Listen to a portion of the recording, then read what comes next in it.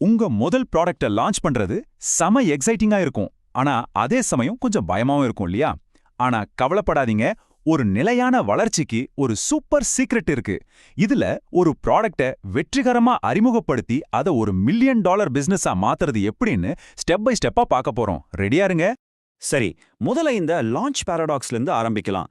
ஒரு பக்கம் பார்த்தீங்கன்னா, அடடா நம்ம ப்ராடக்ட் உலகத்தையே மாத்த போகுதுன்னு ஒரு பயங்கரமான உற்சாகம். இன்னொரு பக்கம், ஐயையோ ஒருத்தர் கூட வாங்கலைன்னா என்ன பண்றதுன்னு ஒரு திகில். இது வெறும் ஃபீலிங் மட்டும் இல்ல, ஒவ்வொரு தொழில் முனைவரும் சந்திக்கிற முதல் போர்க்களமே இதுதாங்க. இந்த கேள்வி உங்க மனசுக்குள்ள ஓடிட்டே இருக்கா? நான் விக்கிறத ஒருத்தர் கூட வாங்க மாட்டாங்களா அப்படின்னு. கவலைப்படாதீங்க, நீங்க மட்டும் தனியா இல்ல. இது ரொம்ப இயல்பான ஒரு பயம்தான். ஆனா இதை எப்படி ஜெயிக்கிறதுன்னு தான் நாம பார்க்க போறோம். யோசிச்சு பாருங்க, மாசக்கணக்கா ஏன் வருஷக்கணக்கா கூட இதுக்காக உழைச்சிருப்பீங்க. இப்போ அந்த ஒரு பெரிய கேள்விக்குறி உங்க முன்னாடி நிக்குது. இது ஒர்க் அவுட் ஆகுமா? அந்த சந்தேகம் உங்க கனவை உடைச்சிடாம பாத்துக்கணும். ஆனா அந்த சேல் நடக்கும் பாருங்க, அதுவும் உங்களுக்கு சுத்தமா தெரியாத ஒருத்தர் உங்க ப்ராடக்ட வாங்கும்போது, அப்பா அந்த ஃபீலிங்க வார்த்தையில சொல்லவே முடியாது. அது வெறும் காசு இல்ல, அது உங்க உழைப்புக்கும் உங்க கனவுக்கும் கிடைச்ச ஒரு பெரிய அங்கீகாரம். சரி, அந்த அங்கீகாரத்தை எப்படி ஒரு பெரிய வெற்றியா மாத்துறது? இங்க தான் ஒரு பில்லியன் டாலர் ரகசியம் இருக்கு. பெரியதா ஜெயிக்கணும்னா நீங்க ரொம்ப சின்னதா ஆரம்பிக்கணும். என்னது சின்னதா ஆரம்பிக்கணுமான்னு யோசிக்கிறீங்களா? இது எப்படி சாத்தியம்? வாங்க ஒரு நிஜ கதைய பாப்போம். இந்த காட்சிய கொஞ்சம் கற்பனை பண்ணி பாருங்களேன். ஒரு பெரிய கன்வென்ஷன் ஹால், நூத்துக்கணக்கான மக்கள் ஒரு பெரிய லைன்ல காத்துக்கு இருக்காங்க. எதுக்கு?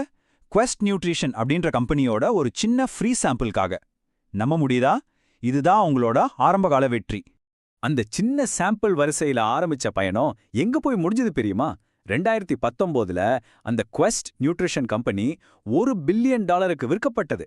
அப்பா, $1 பில்லியன்! இந்த பிரம்மாண்டமான வளர்ச்சி எப்படி சாத்தியமாச்சு?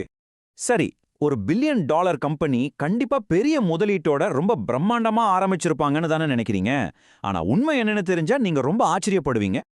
உண்மையில அதோட ஃபவுண்டர் டாம் பில்யூ தன்னோட சொந்த கிச்சன்ல தன்னோட கையாலே புரோட்டீன் பார்களை செஞ்சு தான் ஆரம்பிச்சார். பெரிய பிளானோ பெரிய இன்வெஸ்ட்மெண்ட்டோ எதுவுமே இல்ல, வெறும் ஒரு ஐடியா அப்புறம் ஒரு கிச்சன், அவ்வளவுதான். அவங்களோட சீக்ரெட் வெப்பன் என்ன தெரியுமா? Team quest. இது ஏதோ சாதாரண கஸ்டமர்ஸ் குரூப் கிடையாது. இது ஒரு சின்ன ஆனா பயங்கரமான வெறித்தனமான ரசிகல் பட்டாளம். இவங்களுக்காக தான் குவெஸ்ட் முதல்ல அவங்க ப்ராடக்டையே உருவாக்குனாங்க. இங்க தான் நாம கத்துக்க வேண்டிய முக்கியமான பாடம் இருக்கு. உலகத்தையே ஜெயிக்கிறதுக்கு முன்னாடி ஒரு சின்ன பேரார்வம் கொண்ட ஒரு குரூப்பை முதல்ல ஜெயிக்கணும். அதுதான் மிகப்பெரிய வளர்ச்சிக்கு நீங்க போடுற முதல் அஸ்திவாரம். ஓகே, குவெஸ்டோட பாடத்தை நம்மளோட பிசினஸ்ல எப்படி அப்ளை பண்றது? ஒரே ஒரு சேல்ஸ்ல ஆரம்பிச்சு அதை எப்படி ஒரு தொடர்ச்சியான வெற்றியா மாத்துறது? வாங்க சின்ன சின்ன இலக்குகளோட சக்தியை பத்தி இப்ப பார்க்கலாம். பொதுவா லான்ச் பண்ண புதுசுல இருக்கிற பரபரப்பு அடங்குனதும் சேல்ஸ் டவுன் ஆகும். ஒரு நாள் நீங்க உலகத்தோட உச்சியில இருக்கிற மாதிரி ஃபீல் பண்ணுவீங்க. அடுத்த நாளே எல்லாம் முடிஞ்சு போச்சுன்னு தோணும். இந்த ரோலர் கோஸ்டர் ரைடுக்கு நீங்க தயாரா இருக்கணும். இந்த மைண்ட் செட் ஷிஃப்ட் எவ்வளவு முக்கியம்னு கென்னோட கதை நமக்கு நல்லா புரிய வைக்கும். அவர் முதல்ல 100 சேல்ஸ் எப்படி பண்றது அப்படின்னு பெரிய இலக்க பார்த்து திணறிட்டு இருந்தாரு. ஆனா எப்போ அவர் தன்னோட கவனத்தை என்னோட அடுத்த 10 ரிவ்யூஸ் எப்படி வாங்குறது அப்படின்னு மாத்தினாரோ அப்போ எல்லாமே மாறிச்சு.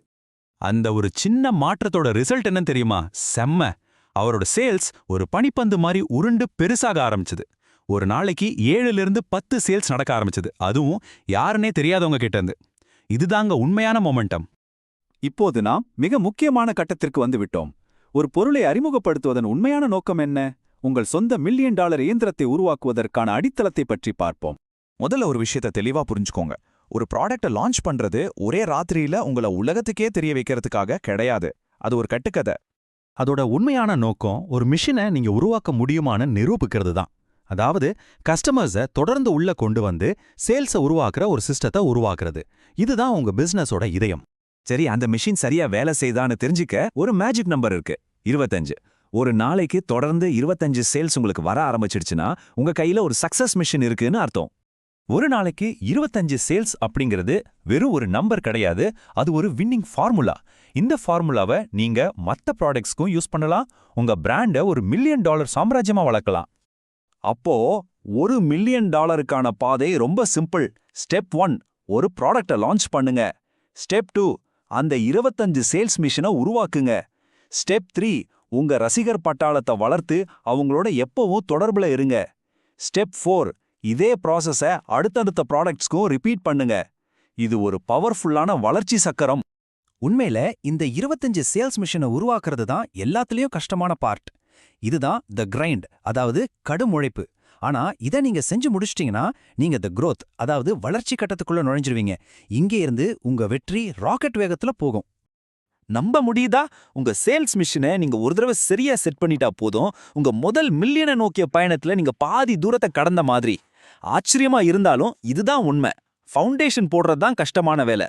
சரி, உங்க மிஷன் இப்போ ரெடி. இப்போ கேள்வி இதுதான், அடுத்து என்ன? உங்க அடுத்த பெரிய லான்ச் எதுவா இருக்க போகுது?